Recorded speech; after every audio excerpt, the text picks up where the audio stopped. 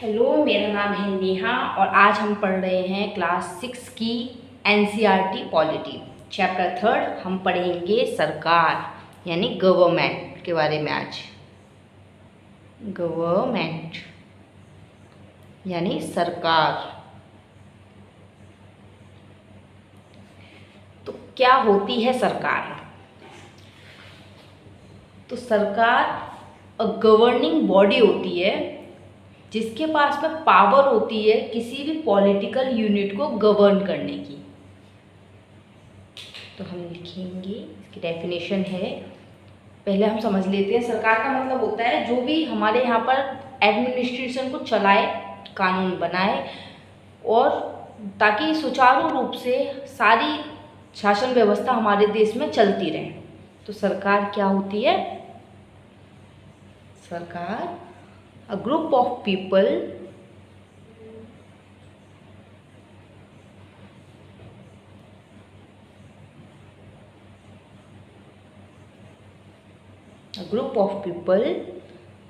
who are responsible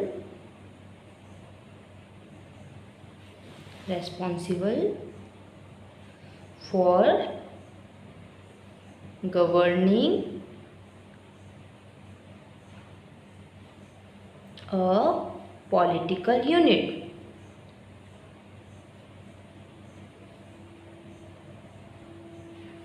Which have power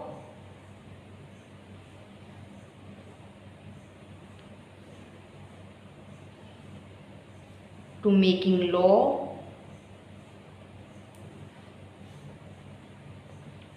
and also power, और ये भी पावर होती है कि वह उन्हें मनवा सके, मानने के लिए बाध्य कर सके। Making law and also power to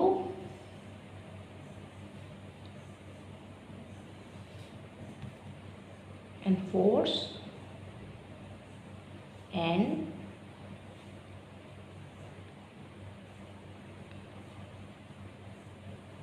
imposed on the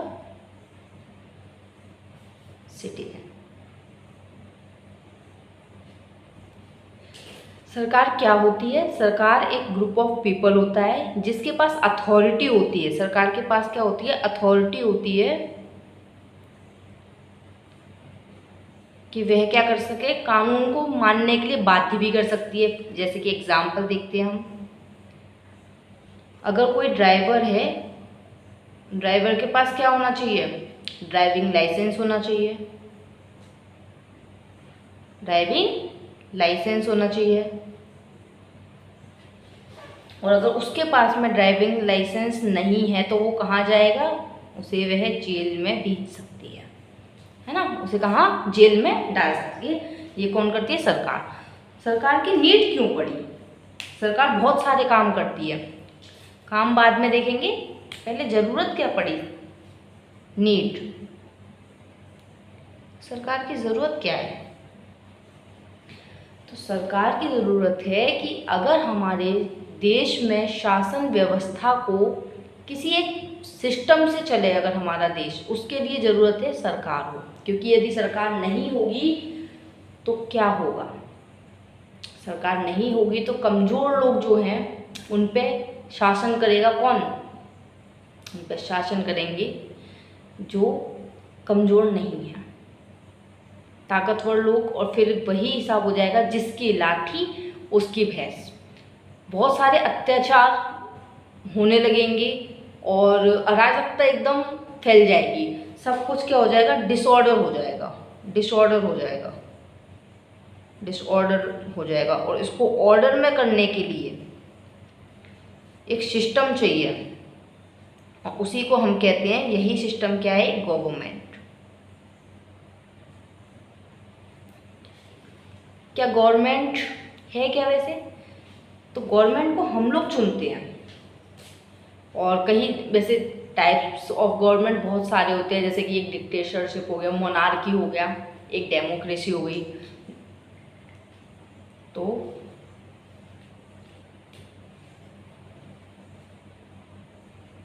type of government देखते हैं।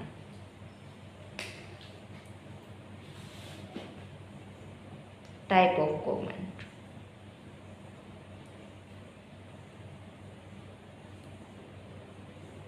नीड समझ में आ गया?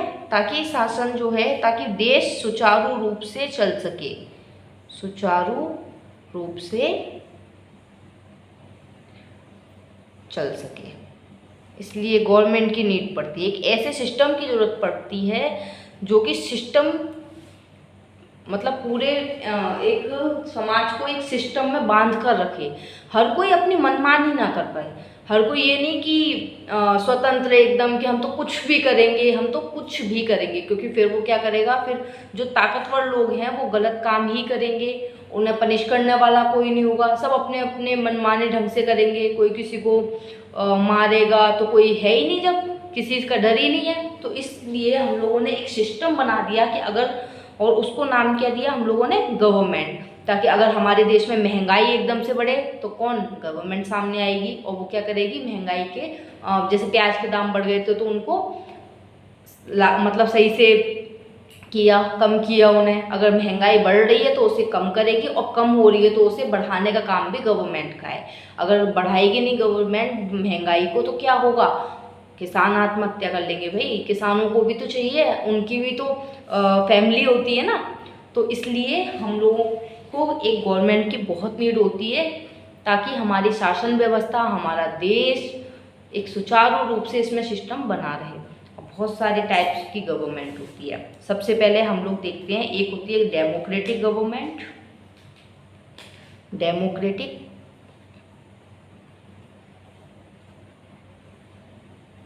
होती है मोनार्कियल, मोनार्की, तानाशाही, या फिर राजतंत्र, राजतंत्र। इसमें क्या होता है, डेमोक्रेसी में डेमो प्लस क्रेटिव, लोगों, डेमोस का मतलब होता है लोगों का शासन, यह ग्रीक वर्ड का, ग्रीक भाषा के शब्द से मिलकर बना है, Greek word, demos plus cracy, लोगों का शासन, लोगों का शासन। इसमें क्या करते हैं हम लोग चुनते हैं, गवर्नमेंट को इलेक्ट करते हैं, गवर्नमेंट को इलेक्ट करते हैं बाय वोट।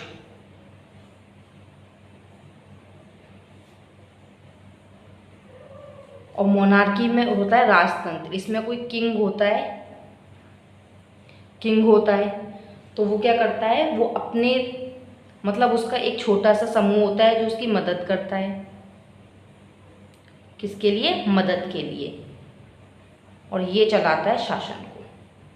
यहाँ पर एक पूरा ग्रुप होता है जो कि शासन को चलाता है। तो इस तरीके से हमारा टाइप ऑफ अब डेमोक्रेटिक भी होती है दो प्रकार की, एक डायरेक्ट डेमोक्रेसी, एक इनडायरेक्ट डेमोक्रेसी। डायरेक्ट डेमोक्रेसी एक होती है हमारी इनडायरेक्ट डेमोक्रेसी।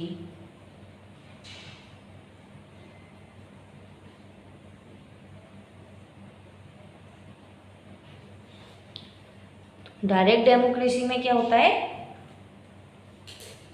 जो लोग होते हैं वो डायरेक्ट वोट के जरिए अपनी सरकार को चुनते हैं, डायरेक्ट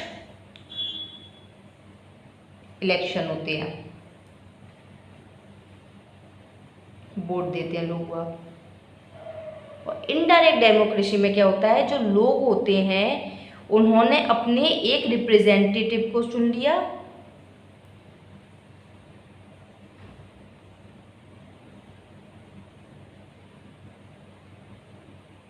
वो आगे क्या करेगा, सरकार को चुनेगा, सरकार बनाएगा आगे वोट देके। तो ये हमारी इनडायरेक्ट डेमोक्रेसी होती है। अब इसके एग्जाम्पल देख लेते हैं। तो डायरेक्ट डेमोक्रेसी, जिनके देशों की पॉपुलेशन कम होती है, डायरेक्ट डेमोक्रेसी वहीं पर होती है, जैसे कि for an example Switzerland,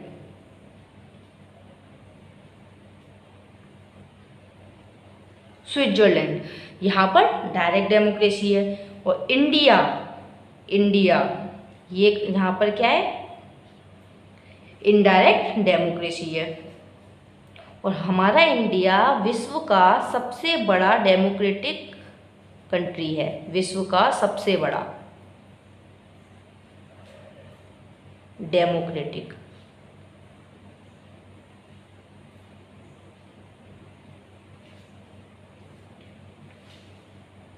USA भी है इसका उदाहरण, वहाँ पर भी डेमोक्रेसी ही है। ठीक है, अब हम पढ़ेंगे टाइप ऑफ गवर्नमेंट। हम लोगों ने पढ़ लिया। मोनार्की में भी दो प्रकार के व्यवस्था होती है। एक होती है किंग वाली और एक होती है डायरेक्ट टू किंग होता है, हेरार्की होती है। यहाँ पर हेरार्की, हायरार्की पाई जाती है, यहाँ पर हेरार्की पाई जाती है। एक होता है कॉन्स्टिट्यूशनल, मतलब वहाँ का एक कॉन्स्टिट्यूशन होता है लिखित रूप से, कॉन्स्टिट्यूशनल, और उसी में एक किंग जो होता है उसकी व्यवस्था कर दी जाती है। तो वह संभालता है, लेकिन किसके, कॉन्स्टिट्यूशनल के हिसाब से। तो इसको बोलते हैं, जैसे कि भूटान इसका एग्जाम्पल है, भूटान। अब हम देखते हैं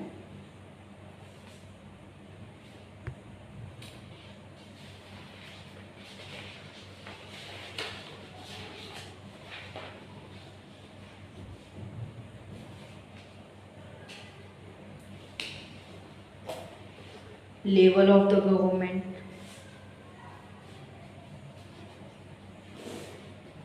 level of the government, level of the government.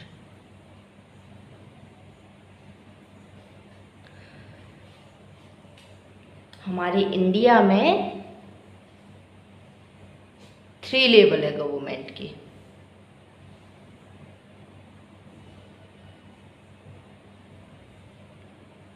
एक है हमारे सेंटर यानी नेशनल गवर्नमेंट,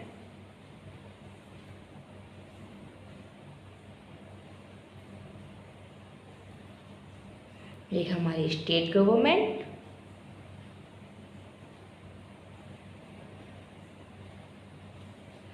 और एक आती है हमारी लोकल गवर्नमेंट।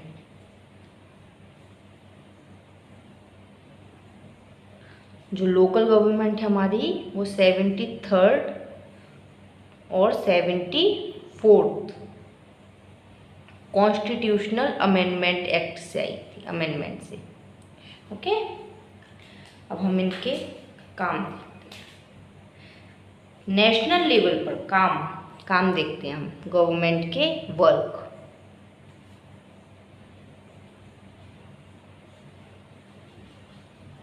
तो सरकार क्या क्या काम करती है। जो नेशनल गवर्नमेंट होती है, नेशनल गवर्नमेंट वो टैक्सेशन कलेक्ट करती है, यानी जो पूरे भारत से रिलेटेड होते हैं, पूरे नेशन से रिलेटेड होते हैं, जैसे कि टैक्सेशन हो गया और हमारी रेल व्यवस्था हो गई। ये सब जो पूरे हिंदुस्तान के, पूरे भारत के हैं, हमारी कंट्री के हैं, वो हमारे इंडियन नेशनल गवर्नमेंट करती है। जैसे कि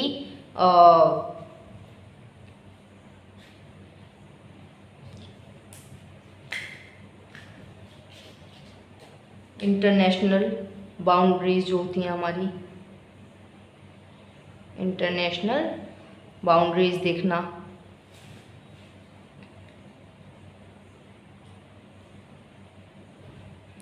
है ना। और इंटरनेशनल रिलेशन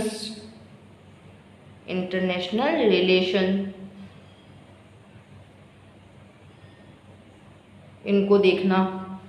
तो ये सब कौन करेगी, ये सब हमारी नेशनल गवर्नमेंट करेगी। इसी प्रकार से स्टेट गवर्नमेंट का क्या काम होता है, जो कि स्टेट लेवल पर काम करती है। जैसे कि हमारी एजुकेशन, हमारी पुलिस प्रशासन, हमारा पुलिस प्रशासन, पुलिस सिस्टम मान लीजिए, एडमिनिस्ट्रेशन, ठीक है। और हमारा लोकल गवर्नमेंट क्या करती है? लोकल गवर्नमेंट में नगर पालिका और म्यूनसिपैलिटी आती हैं, यानी नगर पालिका, म्यूनसिपैलिटी प्लस पंचायत, ये हमारी कहाँ पर आती है? पंचायत में भी जिला, बहुत सारे लेवल होते हैं, जिला पंचायत हो गया हमारा। तो इस तरीके से ये काम क्या करेंगी? जैसे अगर मान लीजिए ये क्या काम करेंगी? अच्छा, वैसे 73rd और 74th अमेंडमेंट से जोड़ी गई थी, तो जोड़ी क्यों थी ये हम बताएंगे अभी। पहले इनका काम देखते हैं। जैसे अगर मान लीजिए आपको अपनी गली में एक बिजली का खंबे पे लाइट खराब होगी मान लीजिए, तो आप किससे बोलेंगे?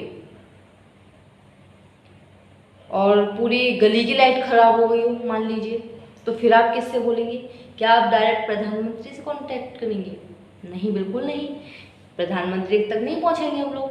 तो हमारे पूरे के पूरे सरकार को जमीनी स्तर से लोगों से जोड़ने के लिए हमें इसकी नीड पड़ी, ज़रूरत पड़ी, ताकि सरकार जो है वो हमारे गांव-गांव में, अब ये जिला पंचायत वगैरह क्या करती हैं, पंचायत क्या करती हैं, गांव में अगर कोई शासन कोई भी नीति बनाई गई, कोई भी कार्यक्रम चलाया गया, तो उसे जन जन तक कौन पहुंचाएगा? घर घर तक उसे पहुंचाना है।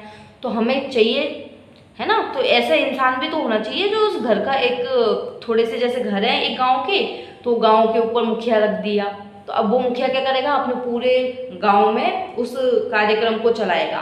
तो इसी प्रकार से हम लोगों को इस लेवल की जरूरत पड़ी, ताकि पूरी शासन की जो व्यवस्था है हर एक इंसान तक पहुंचे, उसके कार्यक्रम जो हैं, उसकी कल्याणकारी नीतियाँ, क्योंकि सरकार काम तो हमारे लिए कर रही है, हम खुद ही सरकार एक तरीके से, बस चुनते हैं हम कुछ लोगों को और उन्हें जिम्मेदारी देते हैं कि आपको अब हमारे देश को सुचारू रूप से अच्छे से चलाना है। अगर कहीं पर महंगाई है, वर्क क्या है इनके, अगर कहीं पर महंगाई है, अगर कहीं महंगाई ज़्यादा हो रही है, तो इसे क्या करेंगे? कम करने की नीड है ना, इसे कम करने की नीड है, ज़रूरत है हमें। यदि कोई आपदा आ गई, मान लीजिए प्राकृतिक आपदा आ गई, जैसे भूकंप आ गया, तो क्या होगा? जो लोगों के घर, ठीक है, लोगों की बस्तियाँ उजड़ती हैं, तो उन्हें रिलोकेट कौन करेगा? उनका इलाज कौन करवाएगा, है ना? तो इनके लिए कौन काम करेगा उस समय? तो ये क्या करेगी? सरकार ही इस काम को करेगी। इसी तरीके से रेलवे की व्यवस्था, अब लोगों को इधर से उधर जाना है, हम तो करेंगे नहीं, है ना, पूरे के पूरे भारत में कौन व्यवस्था करेगा? रेल की सरकार करेगी। पुलिस विभाग, पुलिस जो कि सबसे महत्वपूर्ण है, पुलिस हो गया, आर्मी हो गई, ये सबको अपॉइंटमेंट, जजेस का अपॉइंटमेंट, भाई न्याय। अब सरकार जो है हमारी वो क्या होती है? सीमित सरकार होती है। क्या होती है? हमारी सरकार कॉन्स्टिट्यूशनल सरकार है, यानी कॉन्स्टिट्यूशनल गवर्नमेंट। हमारी गवर्नमेंट कॉन्स्टिट्यूशनल गवर्नमेंट है।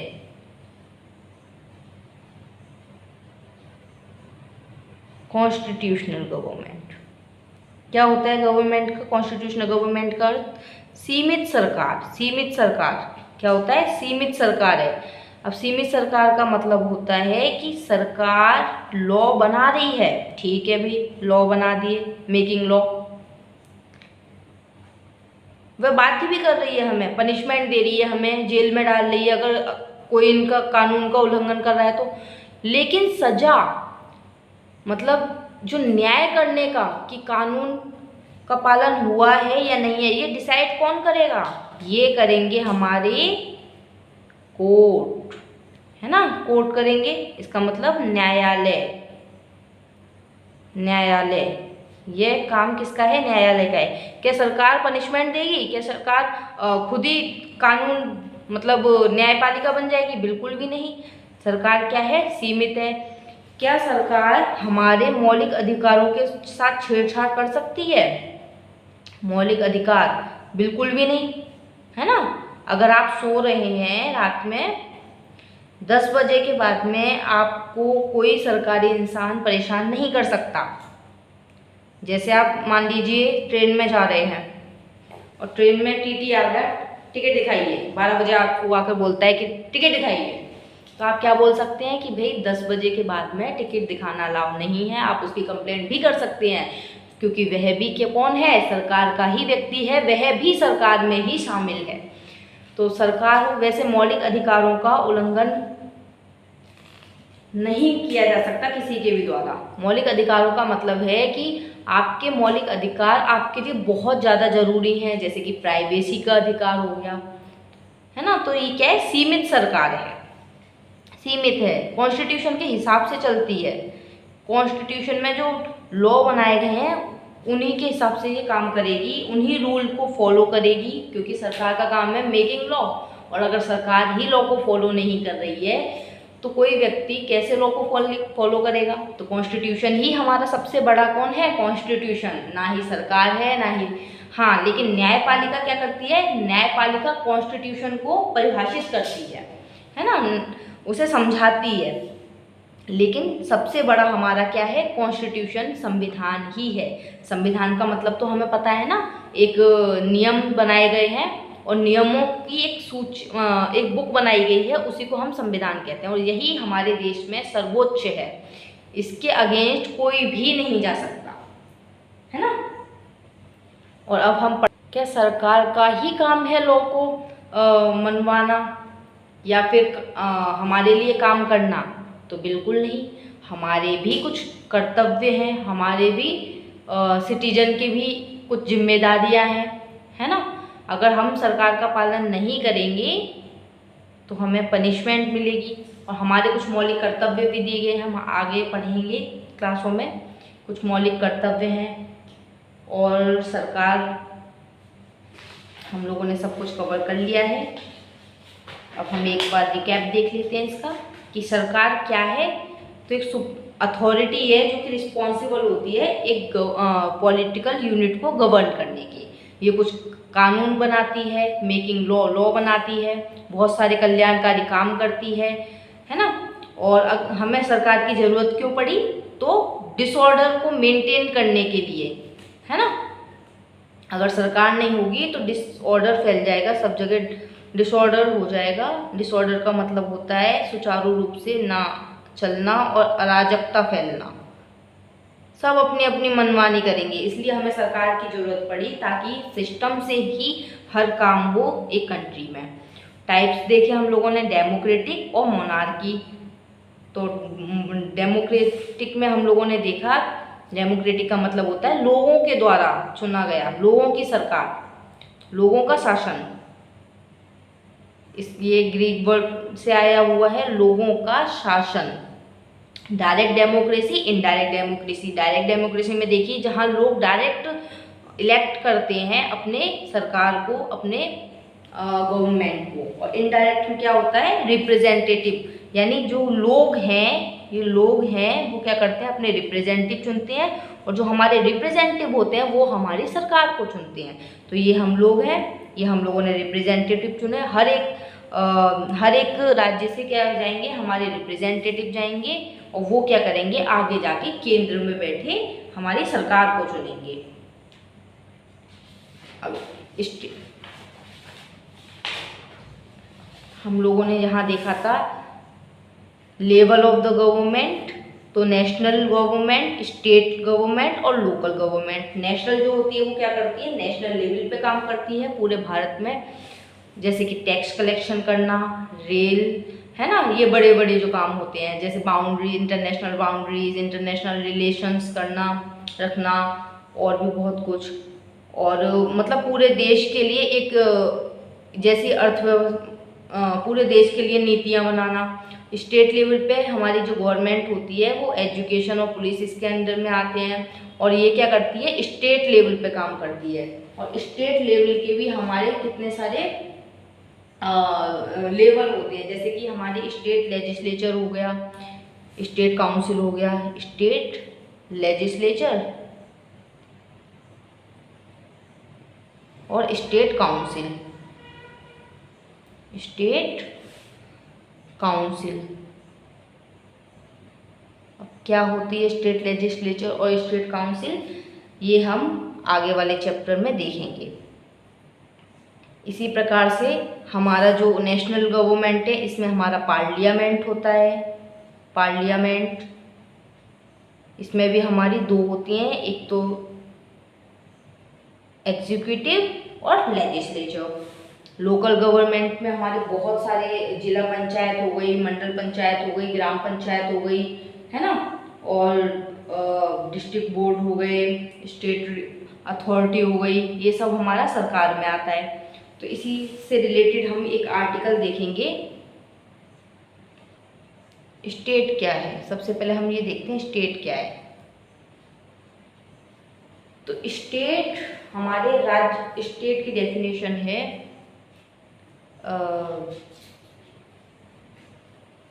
पूरे देश के लिए इसे संबोधित करते हैं।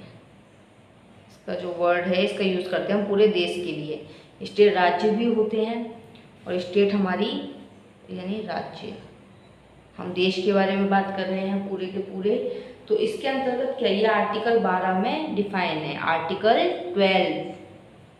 और इसके अंतर्गत कौन कौन से आते हैं, हमारे जितने भी लेजिस्लेचर है, हमारे लेजिस्लेचर, हमारे एग्जीक्यूटिव सेंट्रल लेवल के, है ना। सेंटर का मतलब होता है जो सबसे ऊपर केंद्र में बैठी हुई है। उसके बाद में जैसे कि दिल्ली में हमारी बैठी हुई है सरकार, वो हमारी सेंटर की है। फिर हमारी स्टेट की आती है, स्टेट काउंसिल और स्टेट लेजिस्लेचर। तो ये हमारे स्टेट में, स्टेट गवर्नमेंट में ही आती है। और स्टेट में कौन कौन आते हैं, और स्टेट में आते हैं हमारी इंडियन पार्लियामेंट हो गया, लेजिस्लेचर, एग्जीक्यूटिव, हमारी लोकसभा हो गया हमारा, और हमारा राज्यसभा हो गया। स्टेट गवर्नमेंट के हमने कर ही लिए हैं, organ of the state government. और हमारे ऑल लोकल अथॉरिटी जितनी भी होती हैं, ऑल लोकल अथॉरिटी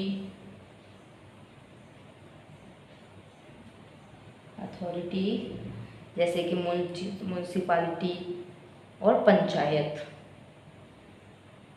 ये सारे हमारे स्टेट की डेफिनेशन में आते हैं। पंचायत, और पंचायत में भी कौन कौन, म्यूनसिपालिटी में हम लोगों ने देखा था हमारे म्यूनसिपल कॉरपोरेशन, नगर पालिका और नगर पंचायत। ये क्या होते हैं, ये हम आगे के चैप्टर में देखेंगे। पूरा एक टॉपिक है ये अच्छा खासा।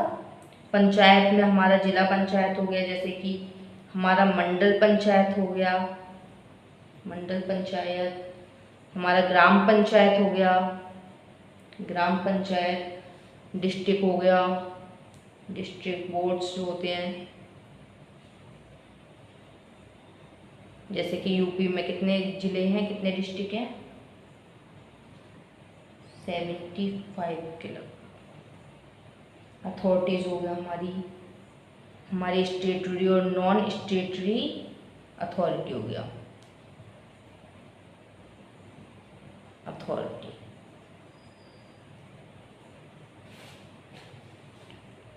तो ये हमारे जो है स्टेट के आर्टिकल 12 में स्टेट की डेफिनेशन है, तो उसमें ये सब आते हैं। और हमारी जो सरकार को बोला जाता है कि सरकार ये नहीं कर सकती, सरकार सीमित है, सरकार वो नहीं कर सकती, तो ये सारे के सारे जो अंग हैं ये स्टेट के गवर्नमेंट में आते हैं। कि इनमें से एक भी व्यक्ति जो है, इनका एक भी कर्मचारी हुआ, इनका एक भी ऑफिसर हुआ, वो सब सरकार में शामिल होते हैं, है ना। तो ये कोई भी, अगर कोई बोलता है कि पुलिस कौन है, तो वो भी सरकार में ही है हमारी। तो ये कुछ भी नहीं कर सकते, जो कि हमारे मौलिक अधिकारों को छीनने की बात हुई, या कुछ भी, जिन्हें बहुत सारी जगह रेस्ट्रिक्शन है सरकार पर। क्योंकि हमने जैसा कि पढ़ा कॉन्स्टिट्यूशनल गवर्नमेंट है हमारी, संविधान के हिसाब से ही काम करती है और संविधान में बहुत सारे रूल्स को बनाया गया है। तो ये हमारा गवर्नमेंट चैप्टर पूरा हुआ। अब हम आगे जो है 4th चैप्टर पढ़ेंगे नेक्स्ट वीडियो में। Bye bye, have a nice day. Session अच्छा लगा है तो लाइक कीजिए, सब्सक्राइब कीजिए। बाय बाय, जय हिंद, भारत माता की जय।